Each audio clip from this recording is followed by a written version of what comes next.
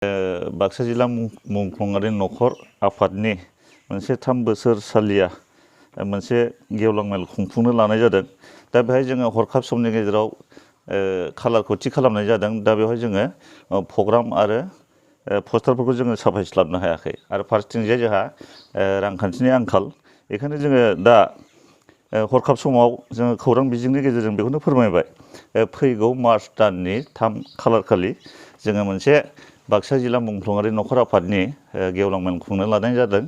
दा बेवहाय जोङो आलासिबो हांख्रायनाय जादों, एमएलए आरो इएम जोङो हांख्रायनाय जादों। दा बेवहाय माखासे आरो बिटिआरनि माखासे सोमोन्दो गोनां इन्टेलेक्टुवेल बिथांमोनखौ जों सानैसो हांख्रायनाय जादों। दा बेखायनो जोङो हरखाब समनि गेजेरजों खौरां बिजोंनि गेजेरजों जोङो बेखौनो फोरमायनाय जाहैबाय दि जाहाथे बे मेलाव गासैबो बाक्सा जिल्लानि सिङाव थानाय मुंख्लंआरि नखरनि गासैबो मुंख्लंआरि नखरनि बिगोमाफ्रा बेवहाय लैहोर लैहोर थांनानै बाहागो लाहैनांगौ। अब्लासो जोंनि जि थांखि बे थांखिखौ जोङो जाफुंहोनो हागोन। जोङो खावलायबावनाय जादों बाक्सा जिल्ला आफाद जानानै बे सुबुनखाथायाव जोङो खुंनो लानाय जादों।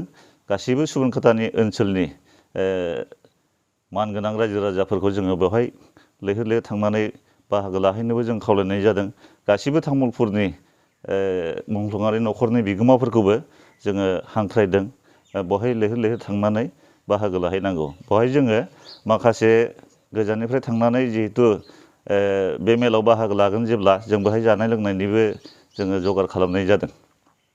मुंख्लंआरि नखरफोरनि थासारि होननानै बुङोबा जों बेखौनो बुंनांगोन, जोङो सरकारा बुंखानाय बाथ्रा होखानाय बादियै जिहेथु माने मुंख्लंआरि नखरनि नखरफायाव 5 लाख राङै जोंनो अनसुंथाइ होनो होननानै बुंदोंमोन।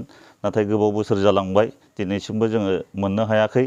आरो बे मुंख्लंआरि नखरनि जायफोर गारजेन, सोरबाबा थैलांबाय, सोरबाबा बोरायलांबाय, सोरबाबा सोलिनो हायै अबस्थायाव दासिमबो दङ। दा बेखौनो आसा खालामनानै बयबो दङ, नाथाय दिनैसिमबो मोननो हायाखै। सरकारा मा उसुबिदा जादों जों बेखौ बुंस'नो हाला। नाथाय जोङो बे आफादनि गेजेरजों जों बेखौनो फोरमायगोन जे जोङो साफ्रोम मुंख्लंआरि नखरनि बिगोमाफ्रा बे अनसुंथाइखौ जोङो थाबैनो मोनो। दिनैसिमबो जोङो मोननो हायैनि थाखाय बयहाबो आसा आरो मिजिंथिनानै दं आरोखि। दा बेखौ जोङो आसा खालामनाय जादों आरो जोंनि गासिबो दुखु सुखुनि जोंनि थासारिखौ जोङो हैदिननि मिटिङाव बा मेलाव जोङो गासिबो खोथाफोरखौ जोङो फोरमायगोन होननानै जोङो सानदों। हाबाफारि बादियै जों बेखौनो लानाय जादों। 3 खालार खालि 3 मार्च खालि जोङो फुंनि 8 बाजियाव मुंख्लंफोरनि मुङाव जोङो फिरफिला दैखांनाय जागोन, लोगोसे बिबार बावनाय जागोन मुंख्लंफोरनि मुङाव।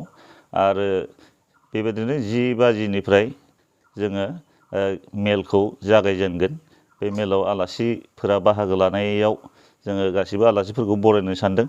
आरो लोगोसे जोंनि गासैबो थांखि बेखेवनाय हिसाबै जोंनि मुंख्लंआरि नखरफोरनि गासैबो सुखु दुखुनि बाथ्राफोरखौ जोङो फोरमायगोन। आरो जोङो दिनैसिम मुंख्लंआरि नखरफ्रा बे 5 लाख रांखौ मानो मोनाखै बिनि बागैबो जोङो माखासे आलासिफोरनाव सोंनाय जाहैगोन आरो जोंनि गासैबो खोथाफोरखौ जों फोरमायनाय जागोन आरोखि। एमएलए हिसाबै जोङो हांख्रायनाय जादों आरो इएमखौबो जोङो खबर होनानै दोननाय जादों। दा बिथाङा फैगोन बायदि आसा होनानै बुंदों जोंनि सिगाङाव। नाथाय सौफैनो हाया बिथांमोननि बाथ्रा जाहैबाय।